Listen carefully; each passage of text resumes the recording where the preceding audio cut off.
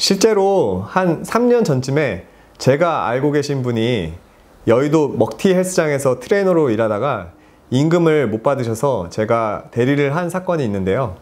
거기 민사소송에서 제가 승소를 했습니다. 근데 그 헬스장을 운영하는 법인이 파산을 해서 지금까지 그분은 몇 년째 한 달에 한 몇만 원씩 밖에 받지 못하고 계십니다. 그 파산한 법인 대표는 지금 종로 쪽에서 헬스장을 운영하신 것으로 제가 알고 있는데, 여러분들이 헬스장을 등록할 때는 그 법인 대표가 누구인지 그리고 평판은 어떤지 확인하시는 것이 도움이 되실 겁니다. 그러면 앞으로는 민사 형사의 진행 방법에 대해서 알려드리겠습니다.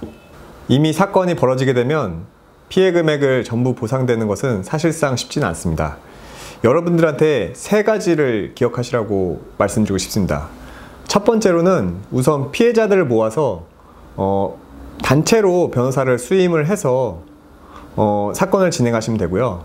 두 번째로는 사건 소송에 앞서서 이 사건이 승소 가능성이 얼마나 되는지 그 변호사와 상담을 하시기를 추천드립니다. 세 번째로는 만약에 승소 가능성이 상당 부분 있다면 그 변호사를 통해 소송을 진행하시면 됩니다. 피해자들이 단체로 변호사를 선임해야 되는 이유도 세 가지가 있습니다. 첫 번째로는 입증 방법에 대한 부분인데요. 쉽게 설명드리면 여러분들이 그 대표에 대해서 잘 모르시고 계실 수 있는 상황에서 다른 회원이 이 대표가 얼마 전에 해외로 도박을 하러 가는 것을 봤다든가, 아니면 다른 법인을 이용해서 다른 지역의 헬스장을 찾았다든가, 이런 정보를 알고 있을 수가 있습니다. 그렇게 되면 단체로 고소를 진행을 하시게 되면 정보가 모이기 때문에 더 이제 사기죄 성립 가능성이 커지게 되는 것입니다. 두 번째로, 피해자가 여럿이 되면 피해 금액이 커집니다. 그래서 혼자 진행했을 때는 몇십만 원일 수도 있고 몇백만 원일 수도 있는데, 이게 모여서 억대가 되면 이제 수사관들도 더 적극적으로 수사를 하게 되고, 그리고 피해 금액이 커지기 때문에 이 사기죄로 처벌받을 때 더 중하게 처벌받을 수 있게 됩니다. 세 번째로는 이 개인당 소송 비용이 절감되는 부분입니다. 이제 개인당 소송을 진행하게 되면 이제 변호사 수임비가 여러분들도 들어서 아시겠지만 그렇게 싸진 않은데요. 이게 10명이 되고 그 이상이 되면 한 사람당 소송 비용이 많이 절감이 되기 때문에 실질적으로 여러분들이 소송을 진행하시기가 더 편하게 됩니다. 저는 매월 한두 번씩 강남경찰서에서 무료 봉사로 법률 상담을 진행해 오고 있는데요. 여기서 상담을 하다 보면 어떤 분들이 사기죄는 형사니까 변호사 없이 진행해도 된다 라고 말씀하시는 분들이 계세요. 근데 이거는 하나는 알고 둘은 모르시는 말씀입니다.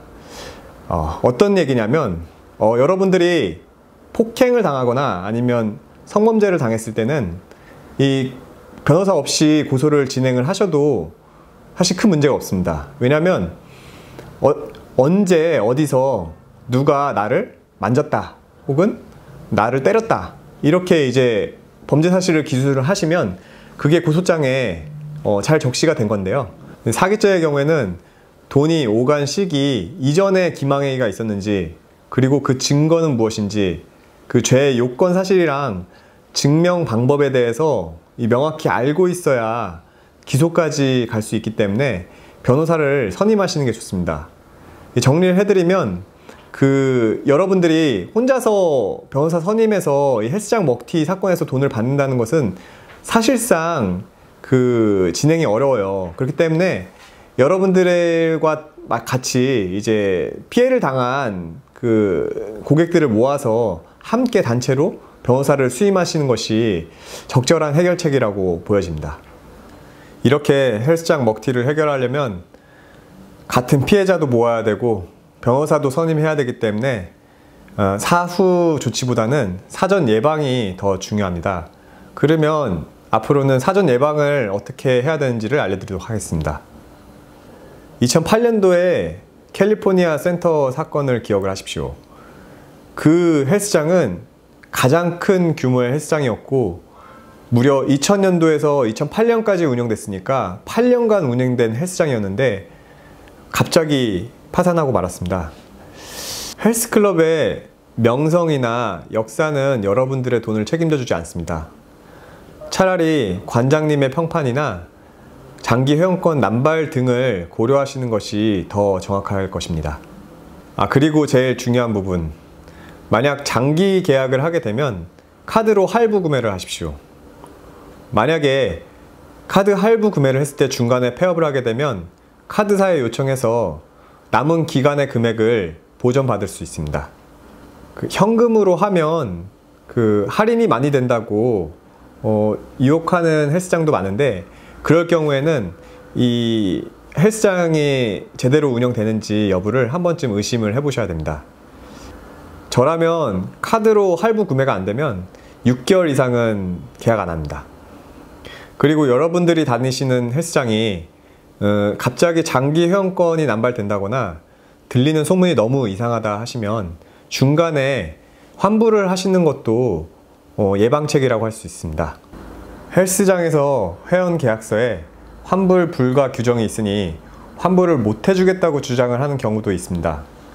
하지만 방문 판매법 31조에 의하면 위 규정은 무효입니다.